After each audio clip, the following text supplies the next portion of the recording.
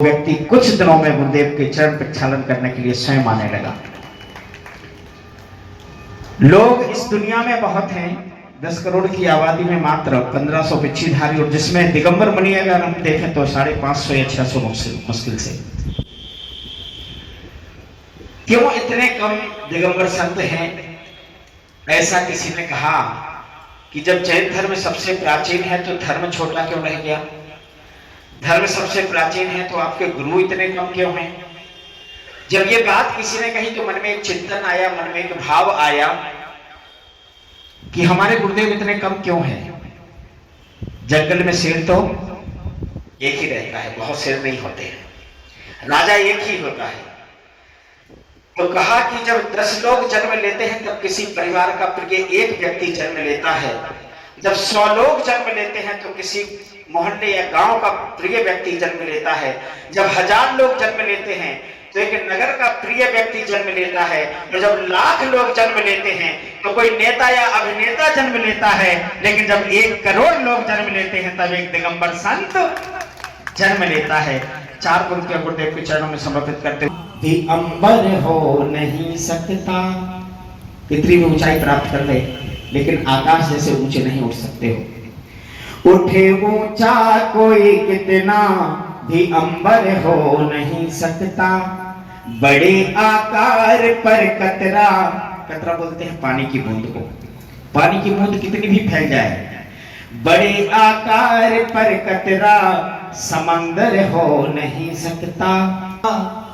तपों की आग में तपता दमकता तन है कुंदन सा, यूं ही तो नहीं सकता, यूं ही दुनिया में हर कोई दिगंबर हो नहीं सकता। इसलिए हमारे साधु संतों की संख्या कम है, लेकिन कम होते हुए भी जितने हैं उन सब पर बहुत भारी है। आइए चलते हैं ऐसे राष्ट्र संत श्रमण गुरुदेव बिहार सागर जी के चरणों में, जिनकी मंगलमय हम धर्म के मार्ग में आगे बढ़े, मोक्ष। उन्हें किसी दूसरे के निर्णय पर चलने की किसी प्रकार की कोई जरूरत नहीं।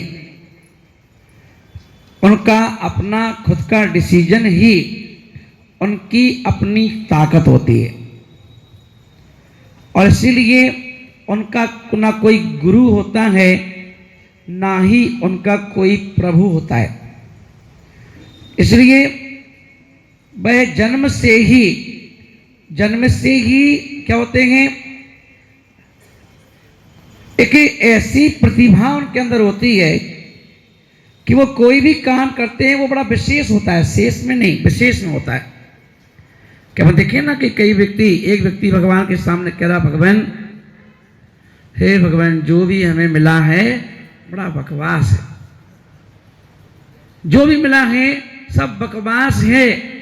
और एक व्यक्ति बिहार सागर जी जैसा व्यक्ति पहुंचा भगवान के पास तो बोले, हे प्रभु जो आपने दिया है वो मेरे लिए बहुत खास। एक बोल रहा है खास और एक बोल रहा है बकवास। तब हम देखो कितनी दुनिया में कितने लोग ऐसे हैं जो अपने जीवन लाइफ से संतुष्ट नहीं है। कोई व्यक्ति दुकानदार है तो अपनी दुकान से संतुष्ट नहीं है, किसी का पैसा आ रहा है पर वो अपने पैसे से संतुष्ट नहीं है कि बहुत कम आ रहा है ना। कोई बच्चा पढ़ रहा है तो सोचता है कि मेरे नंबर कम आए, मुझे और नंबर आना थे।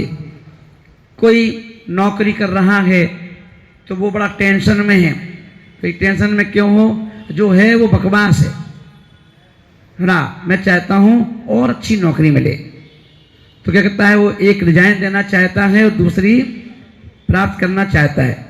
और ये सब आप लोग बीची घटनाएं आप सब लोग जरूर देखते हैं। तो क्या हुआ, हम संतुष्ट नहीं हैं। तो एक को बकवास है और एक को क्या है, खास है।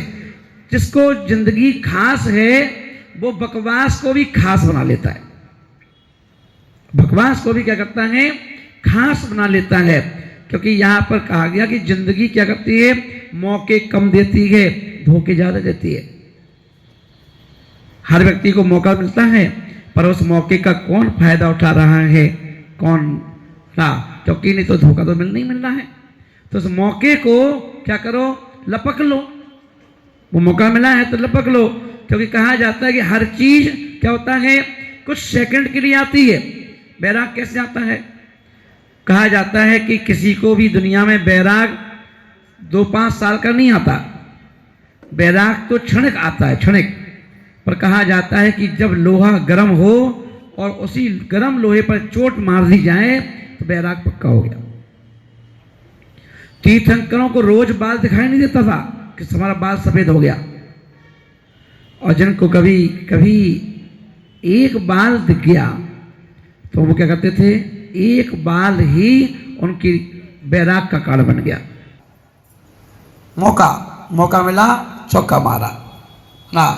तो ये लाइफ क्या है, तो ये आचार्य महाराज बोल रहे हैं कि जीवन में 2 ही चीजें ऐसी हैं जो हमारे लिए या तो ऊंचाई की ओर ले जाती हैं या हमें नीचाई की ओर ले जाती हैं, या तो फर्श से अर्श पर ले जाती हैं या अर्श से वापस फर्श पे लेकर आ जाती हैं। वो 2 चीजें कौन सी हैं? बोले एक का नाम जो अर्श से फर्श पर वापस लेके आ जाए उसका नाम क्या है, अहंकार। उसका नाम क्या है, अहंकार है। संस्कार, इससे अपन देखते थे बच्चा जब पैदा होता है तो माँ बाप क्या चाहते हैं, इस बच्चे को किसी संत के पास ले चलो, और किसी संत के पास ले जाएंगे तो संत क्या करेंगे, संत से कहते हैं कि महाराज ये अपना नाती पोता है या हमारा बेटा है और आप इसको पहले तो जैन बना दो, जैन बना दो, संस्कार दे दो, जैनों के संस्कार। फिर इसके कान में क्या कर दो, सूर्य मंत्र के रूप में नमोकार मंत्र सुना दो। अब ये बताओ, जो नमोकार मंत्र 5 परमेष्ठी नमस्कार मंत्र है, अगर महाराज सुनाएंगे और या आप सुना दो, उस नमोकार मंत्र में क्या अंतर है? वही 5 पद हैं, पर आप सुनाएंगे तो उसका प्रभाव अलग है और महाराज सुनाएंगे तो उसका प्रभाव अलग है। तो बोले आपने क्या किया, महाराज से कहा कि नमोकार मंत्र सुना दो। नाग नागिन को पार्श्वनाथ के जीव ने क्या किया, वही नमोकार मंत्र सुना दिया, और नमोकार मंत्र सुना दिया तो क्या हुआ, वही नाग नागिन स्वर्ग के देवी देवता बन गए।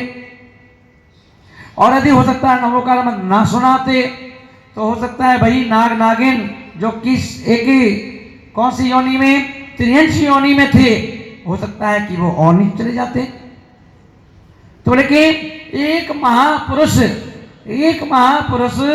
जो स्वयंभू पद की ओर बढ़ रहा हो, वह व्यक्ति के मुंह से नमोकार मंत्र सुनाने का प्रभाव पड़ जाता है। अब देखते हैं श्वेतांबर समाज में एक बहुत अच्छी व्यवस्था है। वहां पर कोई साधु होते हैं तो अपने यहाँ पर दिगंबर और श्वेतांबर में इतना अंतर है कि श्वेतांबर साधु अगर नगर में विराजमान हैं तो वहां के लोग क्या करते हैं, स्त्री पुरुष कोई भी यदि नमस्कार करने जाते हैं तो महाराज से कहते हैं कि पहले तो वंदना करते हैं। अपन लोग शॉर्ट एंड स्वीट, अपन ने कहा नमोस्तु महाराज, और वो क्या करते हैं, स्तुति बोलते पूरे को तो आया इनम पाया इनम आदि आदि वो स्तुति है पूरी बोलेंगे। और हालांकि भगवान महावीर स्वामी ने अपने यहाँ भी कहा कि महाराज जी के पास जाकर के नमोस्तु कैसे करें, भगवान के सामने जाकर नमोस्तु कैसे करें। तो उन्होंने कहा कि नमोस्तु करो, हे स्वामी ऋक्षिकालम अच्छेमी पूजेमी बंदामी नमस्सामी दुखक्खो कम्मक्खो बोहिलाओ श्रीगमनम समाधि मरणम जिन गुण संपत्ति हो मध्यम, ये पूरी स्थिति बोलना चाहिए। क्या हुआ, इसलिए गुरु के पास जाकर के फ्रेश माइंड को लेकर के, और गुरु के पास जाकर के क्या किया, अपने हाथ जोड़ के खड़े हो गए और पहले अपने स्तुति की, प्रे की, और प्रे करने के बाद अब गुरु ने क्या किया, गुरु से बोला, निवेदन किया, हे गुरुदेव हमारे अंदर तो गुण आने ही चाहिए, क्योंकि कहाँ है संगति कर रहे हो तो उन जैसे विचार भी लाना चाहिए। आज हम बाहर की चीजों को देखकर तो बराबरी करने की कोशिश करते हैं। कोई अगर नया मकान खरीद ले, अच्छे डेकोरेट करवा दे, तो हमारे मंदिर में हिलोरे उठने लगते हैं कि हमें अभी ऐसा ही करवाना है। कितने लोग नहीं सोचते हैं बताओ? अगर कोई बगल में पड़ोसी नई 4 व्हीलर गाड़ी लेके आ जाए, किसके मन में विचार नहीं आता कि हमारे घर में भी 4 व्हीलर ऐसी आनी चाहिए? सबके अंदर आता है, बताओ ना, आता है ना? भगवान के गुण धारण करना चाहिए। हम लोग हमेशा लौकिक वस्तुओं के लिए क्या रहते हैं?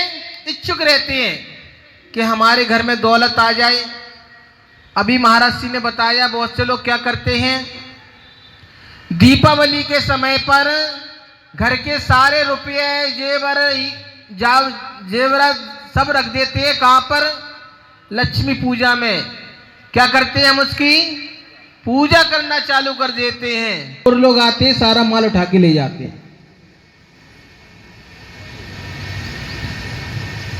क्या लक्ष्मी, क्या पैसे की पूजा करने से पैसा बढ़ जाता है? क्या नहीं बढ़ता है ना?